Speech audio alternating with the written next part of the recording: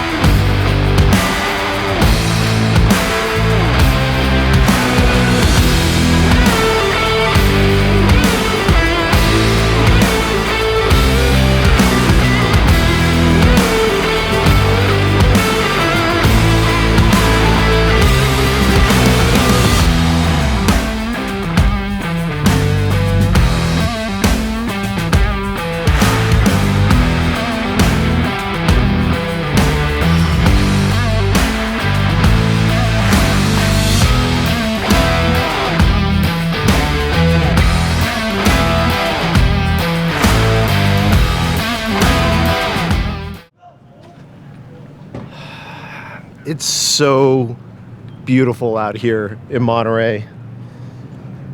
So we are here, day 2 of Gridlife. If you guys didn't catch day 1, that's where I did my Tech wrap reveal on my FL5 Type R. But also I spent the day taking you guys around, showing you the grounds, all the vendors, all the action going around.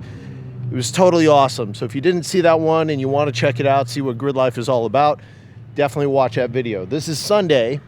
Gridlife is still here, but it's more watered down because today is just the HPDE and a little bit of time attack. There's still some very cool stuff going on, and there's still plenty of vendors, as you see behind me, but nothing like it was yesterday. It was absolutely bonkers yesterday. But this is the first time FL5 is on the Laguna Seca racetrack. Not really sure what it's going to do. I have my suspicions. If it stays dry, it's a little damp right now. I'm hoping to get into the 38s. For those of you who've been with me for a while, you'll know that I absolutely battled, fought tooth and nail to get to sub 140 here. Okay, now what's changed? Why am I estimating a 138 if sub 140 was such a struggle? Well, I'll tell you what's changed. They repaved Laguna Seca, completely repaved it. It's a fresh surface, and it's a few months old. So the new surface, from everyone I've been talking to, is definitely grippier. Okay, it should gain you close to a full second in lap time. So assuming that, I was kind of thinking how the FL5 has been feeling at Thunder Hill and the lap times I've been able to put down there. I'm thinking 138 is very possible here. Now, unfortunately, again, I still don't have my suspension, my coilovers in the car. They are stateside. They are in the US now. I just have not been able to get them installed. Just time just doesn't allow for it. I have a regular, 5-6 day a week job like everybody else, and I couldn't make it happen. So anyways, coilovers are here. They're just not in the car. So I'm still stuck on my Eibach FK8 springs, which are terrible. And because the rear of the car is sagging, the alignment is completely off. It's terrible. I have negative 2.5 degrees camber in the rear and negative 1.9 in the front. So it's more negative camber in the rear than in the front in a front wheel drive car, which just exasperates the problem of it understeering. So it is what it is. I'm just going to do what I did at I'm going to do what I did at Thunder Hill and just drive around it. Laguna Seca is a little bit more forgiving as far as like tight corners are concerned. You do have the Andretti hairpin though, turn 2-3. So, I mean, it's still going to matter. For sure, if I had proper alignment and a better suspension in the car, I don't know. I might be able to do better, but it is what it is. So anyway, still hugely excited to be here. Got to meet some amazing people yesterday. Again, if you haven't watched that video, I highly recommend you go check it out. It was me being kind of Larry Chen for the day and running around and taking pictures, and it was fun. It was fun. It was definitely a lot of fun, and I think I might do more of it, to tell you the truth. But all right, well, we're gonna wait for the driver's meeting. We're getting set up. A bunch of my Type R buddies are here. It's gonna be a hell of a day, boys. I cannot wait to see what this FL5 does out here, because I've seen what the properly prepped FK8s are doing now, and they're all sub 140. Every single one of them. Like, everybody is a sub 140. I think the new track record for a Type R is held now by Jeps. Jeps is his Instagram handle. Jeffrey Ting. Great driver. He drives with Gridlife mostly, so this is his first time on this track. He got to it and he learned it pretty quickly. I mean, he's talented, right? He knows what he's doing. His car is set up right. I want to say he did a 136 something. 136. 136. That is nuts. On 200 treadwear tire, no less. Yeah, totally crazy. I mean, he's running quite a bit more power than I ever had in either of my Type Rs. But I mean, there's no takeaway from how good a car he's built and how good a driver he is. You know, all credit to him for sure. So that knocks Jason Lewis, who had the previous record before that, also in the 136 range. A little bit less power, but on slicks. I'm not shooting for anything like that today. I'm definitely not shooting. That's going to be a next year thing, and believe me, I'm coming for it. We're going to figure out one way or another how to beat these fast boys, okay? So anyways, let's wait for the driver's meeting, and then we'll head out. Hey man, it's going to be a good day. Let's see what happens.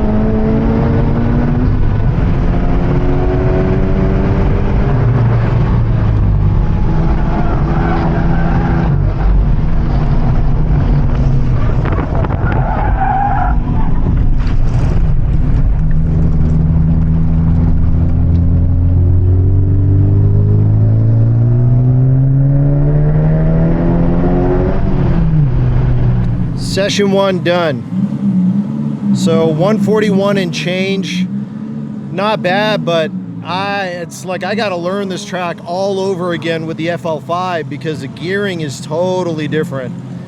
I find myself being in the wrong gear in the wrong parts of the track. This is my first time with the RT 660s at Laguna as well. So I'm also learning how quickly those warm up and come up to temp. The brakes were surprisingly very, very strong. Once I got the tires warmed up, I could really lean into it quite a bit more than I really thought. So, and then on top of everything else, if I ever got into any kind of little rhythm and was starting to get through the turns decently, man, I just kept running into traffic. I did have one hairy incident though. Turn 6, I put at least 2 wheels off. I might have gone all 4 off, actually, turn 6. And that was mainly because I was trying to figure out what gear I should be in. 3rd gear just felt like it was way too low a gear. The RPMs were too high. And 4th gear felt like it was a little bit too high a gear. So it's kind of weird. It's almost like I come up to turn 6 in 4th gear. I think I almost just have to brake in 4th, stay in 4th, and go through the turn. And that's what I did when I went 4 off at turn 6. I was just carrying just a little bit too much speed. But if I can figure the braking point and how much to brake and stay in 4th gear, there's definitely a lot of time to be found there. I mean, there's a lot of time to be found everywhere on the track. I'm not stringing anything together right now, and traffic is just ridiculous. I keep running into traffic. So anyways, car feels good. Otherwise, everything feels really good. Hope we can keep it together, see what happens for session 2.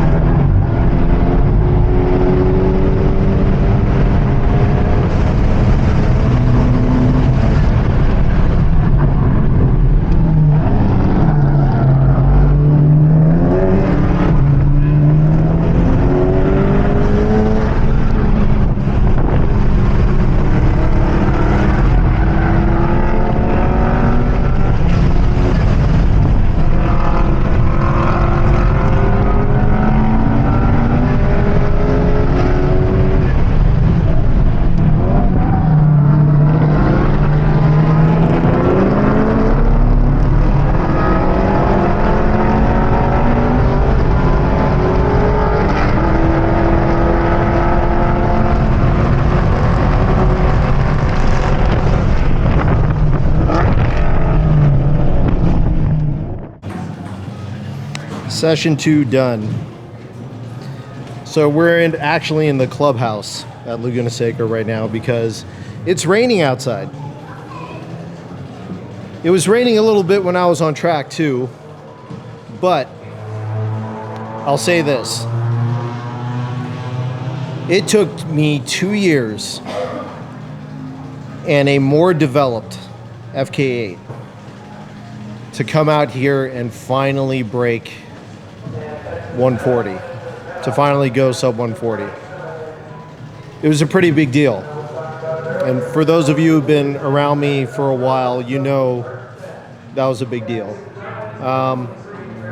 Today, not even a full year into FL5 ownership, I did a 139.43 and a 139.36. Hold on a second. Let me, sorry, 139.31, and then a 139.34, and then a 140 flat. One right after the next. And that was, the 39 laps were with a little bit of traffic. In an FL5 Type R that still doesn't have coilovers and a bunk booty alignment job. I'm coining that. Bunk booty, because that's what the alignment job is like right now. Sub 140. The car is amazing. And quite frankly, a 38 is definitely in the car. I think on both of those laps, if they were all the way clean and I didn't have to come off the racing line, yeah, I think for sure 38 is there, which is just blows my mind knowing what I was able to do in the FK8 and now what I'm doing in the FL5 in a much less developed car. Okay, so the main difference is being I don't have coilovers, my alignment is whack, and I don't even have a front splitter.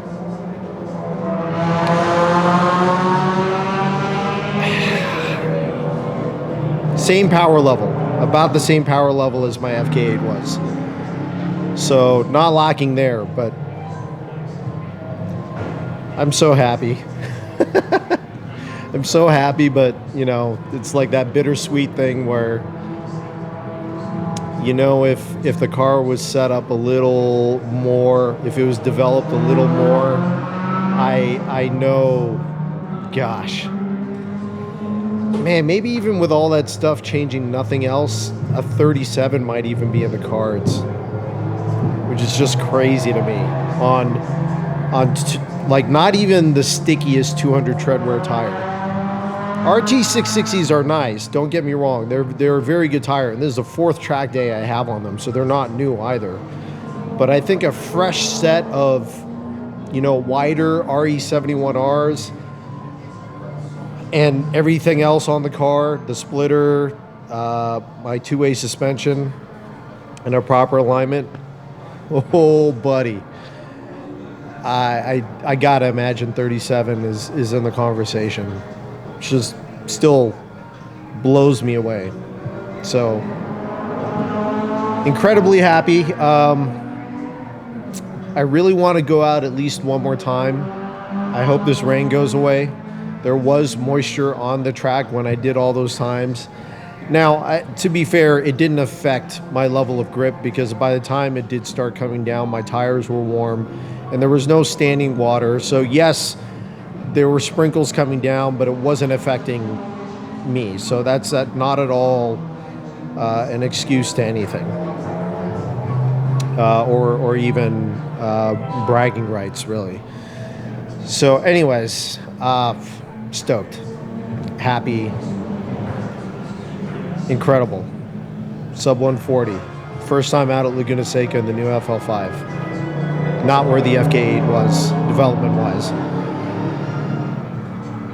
That's good. So we're gonna wait for session 3. I hope it clears up because I really want a chance at 38. And we'll go out and give it another shot.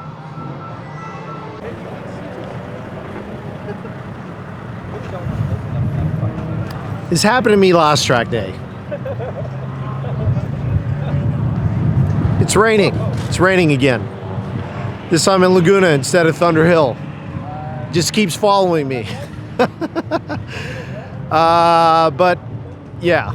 Anyways, I think we're gonna call it a day from here. Super happy with the car. 2 sub 30 laps back to back, low sub 30s. Well, low 39, I should say. Don't want to overstate it. Low sub 30 is crazy. Yeah, track is a little wet. It's not really worth a risk out there. And I've had a good day. I had a great weekend. Got to hang out with friends I haven't seen in a while. New PB. Actually, yeah, brand new PB in the FL5. So I'm really happy with the car, guys. I know there's some basic things I can do to make it even better. It's so far from the peak of where this car can be. So exciting, you know. It's like it's a feeling of anxiousness to know where the car can be, and you can't just roll it into the garage and wrench on it in a few minutes and get there. It's progress, right? It's development. It takes time to develop a car and to build it right and to make sure everything is working as it should. It just does. And I'm an impatient guy, you know. It's like I'm just naturally impatient, so I want everything yesterday. And I can't have it yesterday or even today. So anyway, super happy. That is it for today's video. This is day 2 with Gridlife. I already got wind that they are going to be here next year again. So I will be ready for competition. I will be ready. So that is it for today's video. Again, thank you guys. If you haven't already, please like, share, subscribe, leave a comment below. Until next time, stay hungry, stay fast, stay tuned. I'm Michael Baxton. Okay, I've been working like 3 jobs. Probably why I never see ya. Probably why I never have time for the fake friends that won't be ya. Oh God, I've been running now. Up early when the sun is out. Not setting out my own soul, but those real ones, they coming out. Oh look who's reaching out. Old friends wanna feature now. They don't work, so they need it free. Ooh, you reaching out from the west side of that old town, but it's